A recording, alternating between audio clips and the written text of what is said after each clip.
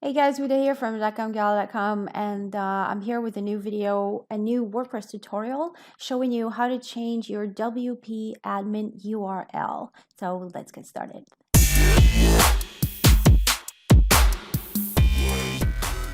Now, before we actually change our URL, why would you want to change your URL? Because everybody knows that when you actually install WordPress in your domain, your login URL is yourdomain.com or whatever, your domain name /WP admin. So everybody would guess your login URL. And by everybody, I mean anybody who would want to harm your website, who would want to brute force your website or hack you or, install a bunch of malware or viruses or steal your site or whatever, for whatever reason. I mean, you want to change that URL to make sure that that URL is only known to you, so nobody has access to it. And basically, whenever somebody types your domain name /WP admin, they will never have access to your site. So at the moment, as you can see here, it's still WP admin, and I'm going to show you how to change that. It's very simple. We're going to use a very light plugin, and we're going to change that URL. Now let's log in. Okay, and now, as you can see, let me show you the blog is very empty. It's a dummy blog that I've created just for the purpose of, making these WordPress tutorials and other tutorials too. We're going to the plugins and we're going to add new. I don't remember how this plugin used to be called.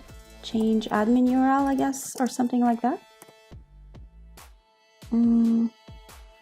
There you go. There it is. Change WP admin login and install now. And now we're going to activate it. So once it's activated, we are going to settings and permalinks. That's where we're going to change our admin area. Now here, login URL, it says login. We can call it anything we want. Okay, let's call it secret link, for example, and save changes. Okay, now let's go to an incognito window.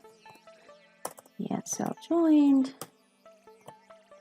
WP admin, and you see, you must log in to access the admin area. It means that this login here, WP admin, does not work anymore.